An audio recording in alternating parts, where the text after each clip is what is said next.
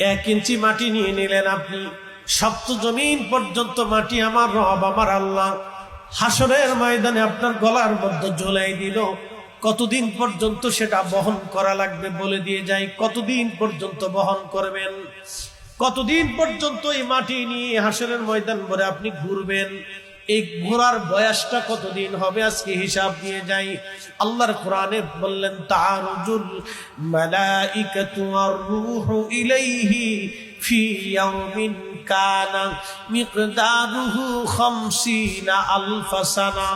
ও আমার বান্দারা শোনো, রূহ এবং মালাইকা ফেরেশতারা যেই দিন আল্লাহর দরবারের দিকে ধাবিত হতে থাকবে, সে হাসরের মাঠ, হাসরের ময়দান, হাসরের দিন। ও আমার বান্দারা, দুনিয়ার 50,000 বছর এক জায়গা করলে যত বড় হবে, হাসরের একটা দিন হবে তত বড়। এক সেকেন্ড করে 60 সেকেন্ডে একটা মিনিট হবে, একটা মিনিট করে 60টা মিনিটে একটা ঘন্টা হবে, একটা ঘন্টা করে 24 ঘন্টায় দিন ও রাত হবে, 24 ঘন্টার দিন ও রাতে 365 দিনে একটা বছর হবে। এক বছর করে 50,000 বছর, 50,000 বছর, 50,000 বছর এক জায়গা করলে যত বিরাট লম্বা লম্বা হবে, হাসরের ময়দানের একটা দিন হবে তত বিরাট। হাসরের ময়দানের একটা দিন হবে তত বিরাট। হাসরের ময়দানের একটা দিন হবে তত বিরাট। হাসরের ময়দানের একটা দিন হবে তত বিরাট। ওই দিনের সূর্য থাকবে মাথা বরাবর। তাফসীর ইবনে কাসিরের ভিতরে ইমাম ইবনে কাসির লেখেন 1 থেকে 1.5 মাইল উপরে সূর্যটা থাকবে। দুনিয়ার যে সূর্যটা দেখেন, এই সূর্যটা 200 কোটি ডিগ্রি সেলসিয়াস তাপমাত্রা, মাত্র 12,000 ডিগ্রি সেলসিয়াস তাপমাত্রায় একটা লোহা গলে পানির মতো নরম হয়ে যায়। যার কারণে এই লোহাটাকে দিয়ে আপনি যেইভাবে খুশি সেইভাবে একটা যন্ত্র বানাইতে পারেন। আর সূর্যের উত্তাপ হলো 200 কোটি ডিগ্রি সেলসিয়াস। কিয়ামতের ময়দানে এই সূর্যের উত্তাপ আরো 70 গুণ বেড়ে যাবে। সেই দিন মানুষের বডি ঝলসে যাবে না, পুড়ে যাবে না, কিন্তু গরমে পুরা শরীর লাল হয়ে একেবারে যন্ত্রণা ভোগ করতে থাকবে। আল্লাহ নবী বললেন, মানব শরীর থেকে ঘাম নির্গত হবে, শুধু মানব থেকে ঘাম আসবে না। সেই দিন হাসরের ময়দানে শুধু মানব জাতি দাঁড়াবে না, জিন জাতি দাঁড়াবে, ফেরেশতারা দাঁড়াবে, মানব জাতি দাঁড়াবে, পশু পাখিরা দাঁড়াবে। আল্লাহর এক সৃষ্টির ভিতরে যত মাখলুক আছে, সব মাখলুক গুলি আল্লাহর আদালতের সামনে দাঁড়ায় যাবে। গরু ছাগল দাঁড়াবে, হাঁস মুরগি ভেড়া বকরি দাঁড়াবে। প্রশ্ন রাখবেন, ফরিদি হুজুর, হাঁস মুরগির কি বিচার হবে? হ্যাঁ। কুত্তা ছাগলের বিচার হবে, গরু ভেড়া বকরির বিচার হবে। বলে হুজুর সেটা কেমন হবে? হ্যাঁ বলে দিয়ে যাই। উত্তর পাড়ার কুত্তা দক্ষিণ পাড়ার কুত্তার বিরুদ্ধে মামলা দিল। রব্বে করিম, দুনিয়ার কোনো আদালত ছিল না, দুনিয়ার জেলখানা ছিল না, দুনিয়ার কোনো বিচার সালিশ ছিল না। আমি দক্ষিণ পাড়ায় গিয়েছিলাম খাবার তালাশ করার জন্য। এই কুকুর আমাকে দক্ষিণ পাড়ায় যাওয়ার পর আমাকে কামড়াইছিল।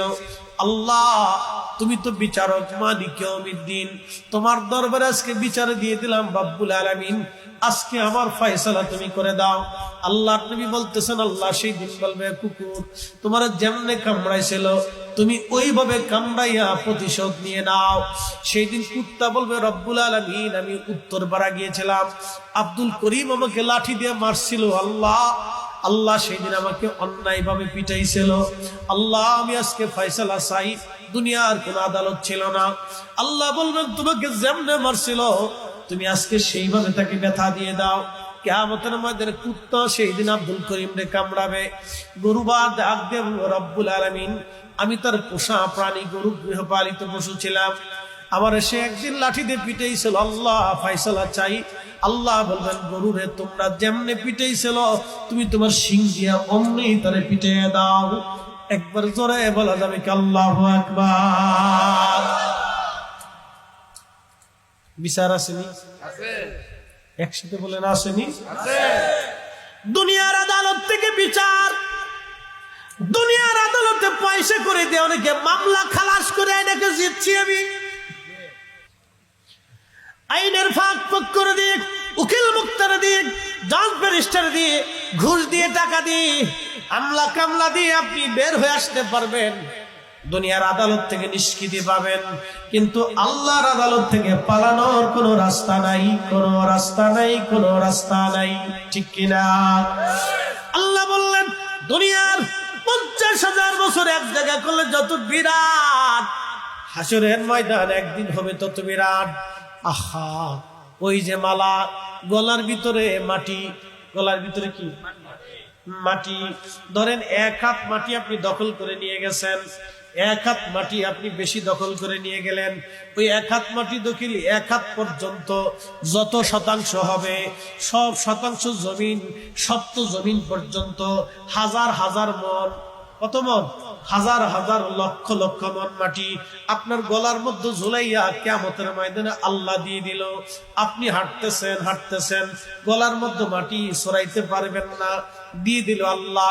কত বছর পর্যন্ত এই মাটি নিয়ে আপনার দৌড়াইতে হবে?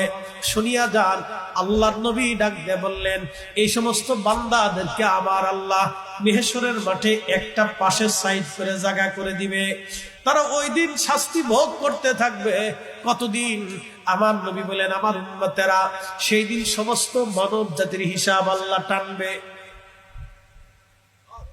আদম সবিল্লাহ থেকে কিয়ামত পর্যন্ত কোটি কোটি মানুষের হিসাব আল্লাহ টানবে, কোটি কোটি মানুষের হিসাব আল্লাহ টানবে, কোটি কোটি মানুষের হিসাব আল্লাহ টানবে। হিসাব হয়ে যাবে। বুঝতে পারতেছেন কতদিন সময় লাগবে? হিসাব টেনে নিল, জিনদেরকে আল্লাহ ডাকবে, একেবারে আবুল জিন তারান্নুস থেকে কিয়ামত পর্যন্ত কোটি কোটি জিনদের হিসাব আল্লাহ টানলেন। আল্লাহর দুনিয়াতে যত ফেরেশতা আছে, জিব্রাইল, মিকাইল, ইসরাফিল, মালিক আর আজরাইল থেকে শুরু করে কিরামান কাতিবিন, মুনকার নাকির, রুম্মান ফেরেশতা থেকে শুরু করে যত ফেরেশতা পৃথিবীর মধ্যে আছে, আসমান জমিন, 7 আসমান জমিনের ভিতরে আছে, সব ফেরেশতারা আল্লাহর সামনে দাঁড়াবে। সবার হিসাব আল্লাহ টান দিবে। সবার হিসাব শেষ হবে, ফেরেশতাদের হিসাব হবে, মানব জাতির হিসাব হবে, জিন জাতির হিসাব হবে, পশু পাখির হিসাব হবে। সব হিসাব টান দেওয়ার পরে আমরা আল্লাহ এই হাসরের ময়দানের এক পাশে যারা অবৈধ সম্পদ অর্জন করেছিল, অন্যের জমি কেড়ে নিয়েছিল, আল্লাহ তাদেরকে তারপরে ডাক দেবে। ততদিনে হাজার হাজার কোটি কোটি বছর পার হয়ে যাবে, গলার ভিতরে মাটির মালা নিয়ে ঘুরতে থাকবে। হাজার হাজার কোটি কোটি বছর পার হবে, তারপরে হয় না সুপারিশ, হয় জান্নাত না হয় জাহান্নাম। তারপরে কিন্তু তার আগে হাজার হাজার বছর বাটাম চালান হয়ে গেছে। কথা কন না কেন?